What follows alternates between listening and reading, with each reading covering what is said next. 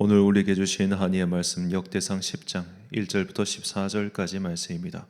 역대상 10장 1절부터 14절까지의 말씀 이제 봉독하겠습니다. 하나님의 말씀 경청하십시오. 블레셋 사람이 이스라엘에 싸움을 걸어왔다. 이스라엘 사람들은 블레셋 사람 앞에서 도망하다가 길보아산에서 죽임을 당하여 쓰러졌다. 블레셋 사람들이 사울과 그의 아들들을 바싹 추격하여 사울의 아들 요나단과 아비나답과 말기수아를 죽였다. 싸움이 치열해지면서 전세가 사울에게 불리해졌다. 활을 쏘는 군인들이 사울을 알아보고 활을 쏘자 그가 화살을 맞고 중상을 입었다. 사울이 자기의 무기당번 병사에게 명령하였다. 내 칼을 뽑아서 나를 찔러라. 저 할례받지 못한 이교도들이 나를 조롱하지 못하게 하여라. 그러나 그의 무기당번 병사는 너무 겁이 나서 찌르려고 하지 않았다. 그러자 사울은 자기의 칼을 뽑아서 그 위에 엎어졌다. 그의 무기당번 병사는 사울이 죽는 것을 보고 자기도 자기의 칼을 뽑아 그 위에 엎어져서 사울과 함께 죽었다. 사울과 그의 세 아들과 그의 온 가문이 함께 죽었다. 그 골짜기에 살던 모든 이스라엘 사람은 이스라엘 군인들이 도망친 것과 사울과 그의 아들들이 죽은 것을 보고 살던 성읍들을 버리고 도망쳤다. 그래서 블레셋 사람이 여러 성읍으로 들어와서 거기에서 살았다. 그 이튿날 블레셋 사람들이 죽은 사람들의 옷을 벗기러 왔다가 사울과 그의 아들들이 길보아산에 쓰러져 있는 것을 발견하였다. 그들은 사울의 옷을 벗기고 그의 머리와 갑옷을 취한 다음에 블레셋 땅 사방으로 전령들을 보내서 자기들의 우상과 백성에게 승리의 소식을 전하였다. 그런 다음에 그들은 사울의 갑옷을 그들의 신전에 보관하고 머리는 다곤 신전에 매달아 두었다. 길르앗의 야베스의 모든 사람은 블레셋 사람이 사울에게 한 모든 일을 전해 들었다.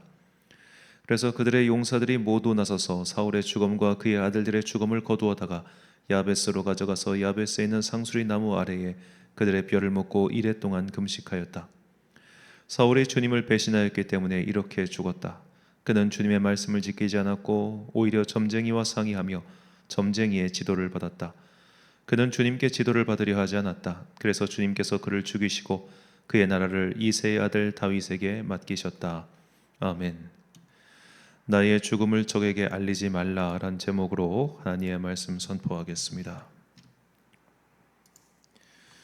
잘 아시다시피 오늘 설교의 제목은 우리 이순신 장군님의 마지막 유언과 같은 말씀이죠.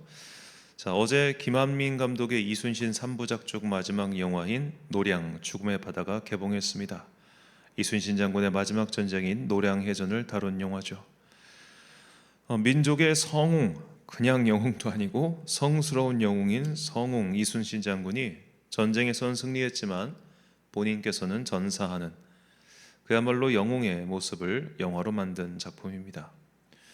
저는 아쉽게도 이 3부작 중에 하나도 본 게 없는데 나중에 한번 좀 몰아볼 생각이긴 합니다. 하여튼 이 노량 내용만 들어도 소위 말해 가슴이 웅장해지죠. 이순신 장군의 마지막 모습이 우리 민족에게 장엄한 울림을 전달하는 것은 그가 자신의 영달이나 명예를 위해서 목숨 바쳐 싸운 것이 아니라 오직 백성을 생각하는 대의를 품고 싸웠기 때문이죠. 자, 이처럼 누군가의 마지막은 큰 울림이 됩니다. 특히 전쟁이라고 하는 아주 극한 상황에서 자신의 목숨을 바쳐 싸운 사람들의 이름은, 그 모습은 사람들에게 영원히 기억될 장렬한 모습이죠. 그런데 오늘 본문에 나온 한 사람의 죽음은 아쉽게도 이런 평가를 받지 못했습니다. 그 사람 또한 이순신 장군처럼 전쟁에서 사망했고 또 지도자로서도 끝까지 분투했음에도 그에 대한 평가는 박하기 그지없죠. 바로 사울 왕의 마지막 모습입니다. 본문 6절 말씀입니다. 이와 같이 사울과 그의 세 아들과 그 온 집안이 함께 죽으니라. 자, 사실 우리가 일반적인 관점에서 보면 사울 왕은 꽤 괜찮은 지도자입니다. 왜냐하면 그는 지금 현재 80세의 고령임에도 불구하고 전장에 직접 나가 싸웠습니다. 이렇게 나이가 많을 때 전장에 나가서 싸우다 죽은 왕은 사울 왕이 이스라엘 역사에선 유일합니다. 그리고 그 전쟁에 자기 아들들을 모두 끌고 갑니다. 막내 아들 이스보셋만 능력치가 부족해서 내비두고 자기와 함께 정말 평생 동고동락했던 요나단, 말기수아 이런 세 아들 다 데리고 가가지고 그래서 다 죽어요. 자, 오늘날 지도자들 보십시오. 지금 이스라엘의 네타냐후 총리도 그 아들이 동원령 내렸는데도 미국에 있지 않습니까? 그렇게 정치 지도자들 중에 자기 아들을 전선에 투입하는 결정을 내리는 지도자가 몇이나 되겠습니까? 동서고금 다 통틀어서. 이런 관점에서 보면 사울 왕은 솔선수범하는 왕이었고 또 뒤로 빼지 않고 희생할 줄 아는 왕이었다는 평가를 내려도 부족하지 않을 겁니다. 비록 패전으로 끝나긴 했지만 왕이 자기 가족부터 챙기지 않고 앞서 나가 싸우다가 다 죽었다는 것만으로도 백성들이 그를 되게 높게 평가하고 좋아하고 또 그리워하고 기릴 것 같은데 그런 일은 일어나지 않죠. 자, 본문 13절과 14절에서 사울 왕이 그런 취급을 받는 이유를 다음과 같이 설명합니다. 사울이 죽은 것은 여호와께 범죄하였기 때문이라. 그가 여호와의 말씀을 지키지 아니하고 또 신접한 자에게 가르치기를 청하고 여호와께 묻지 아니하였으므로 여호와께서 그를 죽이시고 그 나라를 이새의 아들 다윗에게 넘겨주셨더라. 아멘. 자, 이 13절과 14절 여기 가르치기를 청하고와 묻지 아니하였다 할 때 이 묻다라고 하는 히브리어는 같은 단어예요. 이 다라쉬라는 말인데 이는 찾다, 문의하다, 상담하다라는 뜻입니다. 자, 이 단어는 구약 성경에서 152번 사용되었는데 이 중 역대 상하권에서만 38번 나옵니다. 즉 구약 성경 전체에서 이 단어를 가장 많이 사용한 책이 바로 역대 상하권이라는 겁니다. 그러니까 이 하나님께 지도를 받았는가, 하나님께 물어봤는가, 하나님을 찾았는가, 이게 역대기 저자가 평가하는 왕들의 선함과 악함의 기준이라는 거예요. 하나님을 찾은 사람, 하나님께 길을 지도받은 사람, 그 사람은 좋은 왕이에요. 허나 그가 아무리 좋은 업적을 남기고 아무리 사람들이 볼 때 꽤 괜찮은 왕이었다 할지라도 그가 하나님을 찾지 않았다면 그는 좋은 왕이 아닌 겁니다. 이것이 역대기 저자가 사람을 평가하는 기준이었고 오늘 우리 또한 그런 기준으로 살아야 한다는 것이죠. 우리는 세상 사람들이 생각하는 그 기준에 맞춰서 혹은 세상 사람들이 생각할 때 그런 훌륭함의 기준에 맞춰서 살아서는 안 된다는 겁니다. 때로는 우리가 하나님과는 거리가 먼 사람인데 그렇게 세상의 기준을 볼 때 꽤 괜찮게 살아가지고 사람들로부터 칭찬을 듣는 경우가 왕왕 있어요. 그러니까 성도들 중에서도 우리 믿는 사람들 중에서도 하나님께 지도를 받은 길이 아니에요. 근데 사람들이 볼 때 사람들은 이런 걸 좋아하니까 내가 이거 해야겠다 해가지고 그걸 함으로써 당대의 사람들로부터 박수받는 사람들 꽤 있어요. 사람들이 원하는 걸 기가 막히게 잡아냄으로써 하나님이 기뻐하시는 일 혹은 하나님께서 지시하신 일이 아니라, 자, 우리는 그런 모습을 보면 그냥 굳이 기도 왜 하지? 그냥 우리가 머리로, 우리가 지혜로, 우리가 함께 머리를 맞대서 이 시대에 필요한 것들을 찾아내서 그 일을 하면 되는 거 아닌가? 물론 하나님께서 집단 가운데 공동체 가운데 지혜를 주셔서 그들의 논의를 주거나서 그들의 논의 속에서 이 시대에 참된 길을 찾게 하시게끔 하는 것도 분명히 있지만 그러기 위해서는 반드시 기도가 선행되어야 되는데 제가 아쉽게도 그런 걸 많이 못 봤어요. 물론 누군가 하고 계시겠죠. 자, 똑같은 전쟁에서 죽었지만, 그러니까 전쟁에서 사망했다는 결과물은 똑같지만 한쪽은 민족의 영웅이 되고 한쪽은 그저 민족의 부끄러운 이름으로 남는 그 결정적인 차이는 무엇이겠습니까? 이순신 장군은 비록 믿는 사람은 아니었습니다만 그의 가슴 속에 대의가 있었잖아요. 그러나 사울 왕은 하나님을 알고 성령을 체험을 2번이나 했음에도 불구하고 그의 마음속에 대의, 하나님의 뜻에 순종하고 하나님의 뜻을 찾고자 하는 마음이 없이 그저 어떻게 하면 자신의 나라가 이 반석에 오를까 그것만 생각한 사람이에요. 나라를 생각하는 게 대의 아니냐라고 말할 수도 있겠지만 사실 그가 나라를 세운다 그 말은 자신의 나라, 자신의 가문이 영원히 다스릴 수 있는 그런 나라를 꿈꿨기 때문입니다. 그렇기 때문에 사울의 대의는 대의처럼 보여도 대의가 아닌 것이죠. 열심히 사는 것도 중요하고 노력하는 것도 중요합니다. 더구나 여기에 솔선수범까지 하면 얼마나 좋겠습니까? 그런데 방향이 더 중요한 거예요. 잘못된 방향으로 들어선 상태에서 열심을 내면 낭떠러지에 떨어지는 겁니다. 그렇기 때문에 항상 우리가 여호와 하나님을 찾고 길을 묻고 기도하고 돌이키고 점검해야 되는 이유는 내가 지금 잘못된 방향으로 가고 있는 것 아닌가?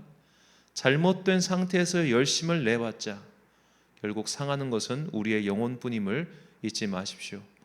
운동을 할 때 잘못된 자세로 계속 운동하면요, 나중에 관절이 다칩니다. 우리도 마찬가지죠. 어떤 일을 하며 살 것인가 라는 질문보다 선행되어야 될 것은 나는 하나님을 찾고 있는가, 하나님의 지도를 받고 있는가 라는 자기 검열이 필요합니다. 하나님을 찾는 자는 하나님을 만날 것이고 하나님의 인도를 받게 될 것입니다. 우리는 다윗이 솔로몬에게 남긴 말을 우리의 가슴에 새기고 우리의 기준으로 삼아야 할 것입니다. 역대상 28장 9절 말씀입니다. 내 아들 솔로몬아, 너는 내 아버지의 하나님을 알고 온전한 마음과 기쁜 뜻으로 섬길지어다. 여호와께서는 모든 마음을 감찰하사 모든 의도를 아시나니 내가 만일 그를 찾으면 만날 것이요 만일 내가 그를 버리면 그가 너를 영원히 버리시리라. 아멘. 자, 이 말씀은 후대 왕들에게 기준이 되었죠. 하나님을 찾았던 왕들은 하나님께 칭찬을 들었고, 하나님을 찾지 않고 모사들의 말이나 자신의 뜻을 관철시키려고 열심을 냈던 사람들은 한결같이 망했습니다. 사랑하는 천안광성교회 성도 여러분, 그리고 이 새벽을 함께 깨우고 계신 귀한 주님의 자녀 여러분, 똑같이 전쟁에 나가 싸우다가 전사했지만 한 명은 민족의 성웅이 되었고 한쪽은 그저 부끄러운 인생의 대명사처럼 남았습니다. 결과는 같아 보이지만 그 결과까지 도달한 길이 달랐기 때문입니다. 자신을 위하여 스스로의 지도를 받아가는 인생은 박한 평가를 받을 수밖에 없습니다. 나만을 위한 인생을 살다가 나만을 위해서 싸웠고 그래서 나만을 위한 죽음이었기 때문이죠. 그러나 하나님을 찾고 하나님의 지시와 인도를 받은 인생은 다릅니다. 비록 그 마지막 모습이 세상에서 볼 때는 바울이나 베드로처럼 초라해 보일지언정 하나님께서는 그들을 위해 보석보다 더 빛나는 면류관을 준비해 두셨습니다. 그러므로 열심을 내어 달려가기 전에 먼저 하나님을 찾으십시오. 하나님께 내 인생의 방향에 대해서 지시를 받으십시오. 물론 하나님께서는 야, 너 당장 이거 해라 라고 하는 구체적인 지침을 내려주지 않으실 수도 있습니다. 그렇다면 그때는 내가 어느 방향을 택해서 가는 것이 하나님의 뜻에 더 부합하며 하나님을 더 기쁘시게 해드릴 수 있을 것인가, 이것을 고민하십시오. 그리고 그 방법과 하나님의 뜻과 하나님의 마음에 대해서는 이미 계시의 말씀인 성경이 알려주고 있지 않습니까? 성경을 읽고 기도하고 하나님께 묻는 이 일련의 경건 생활의 과정은 옛부터 이후까지 주님 오시기 그 직전까지 모든 성도가 해야 할 당연한 훈련입니다. 그것조차 하지 않으면서 하나님께 뜻만 물으면 대답을 하시겠습니까? 그러니까 우리가 주님 앞에 핑계를 댈 수가 없는 거죠. 먼저 하나님의 뜻을 찾고 하나님의 가르침을 받아 내 의지를 따라 힘을 내는 것이 아니라 주님께서 원하시는 방향으로 힘을 내어 전진하는 여러분과 제가 되시길 예수님의 이름으로 축원합니다. 기도하겠습니다. 사랑과 은혜가 풍성하신 아버지 하나님, 갑작스러운 추위로 인해 또 많은 눈으로 인해 사람들의 이동이 불편해지고 여러 가지 어려움이 겪고 있습니다. 하지만 주님, 이렇게 많이 내리는 눈이 내년에 풍년을 기약한다는 것을 잊지 않게 하시고 이 기후 위기라고 하는 어려운 환경 속에서도 우리를 지켜주시고 우리와 함께 하시는 주님의 은혜를 찬양하며 살아가는 주의 거룩한 자녀들 되게 하여 주옵소서. 내가 나의 의지와 나의 계획을 위해서 열심을 내어 달려가는 것이 아니라 어디에 주님의 뜻이 있고 어디에 주님의 마음이 있는지 항상 그것을 구별하고 분별하여 주님께서 가라고 하시는 그 방향을 향해 달려가는 주님의 종들 되게 하여 주옵소서. 내가 주님의 가르침을 받고 있는가? 아니면 사람들의 가르침을 받고 있는가? 이것이 우리의 인생을 평가하는 주님의 기준이 된다는 것을 잊지 않게 하시고, 세상이 볼 때 꽤 괜찮은 마무리가 아니라 주님 보시기에 아름다운 인생의 마무리를 향해 달려가는 주의 자녀들 되게 하여 주옵소서. 추운 날씨에 주님의 자녀들에게 따뜻한 성령의 두루마기 입혀주시고 그들의 안위를 주께서 지켜 주옵소서. 대학 합격 발표 이후에 추가 발표를 기다리고 있는 주의 자녀들의 마음을 주님께서 어루만져 주시고 그들 각자에게 좋은 소식이 들리게 하사 주님께서 그들을 선한 길로 인도하여 주옵소서. 오늘 하루도 참 좋으신 우리 주님의 은총과 평강이 우리 모든 성도들과 함께 하시길 간절히 소망하오며 이 모든 말씀 우리 구주 예수 그리스도의 이름으로 기도드립니다. 아멘. 오늘의 기도 제목입니다. 나는 어느 방향을 향해 달려가고 있습니까? 내 의지로 세운 계획과 뜻을 이루는 길입니까? 아니면 하나님의 지시와 뜻을 따라가는 길입니까? 지나온 걸음을 되돌아보고 새해에는 더욱 주님을 찾고 그분의 지시를 받도록 믿음의 각오를 다지길 바랍니다. 오늘 주신 기도의 제목 가지고 기도와 묵상에 힘쓰는 하루 되십시오. 기도하겠습니다.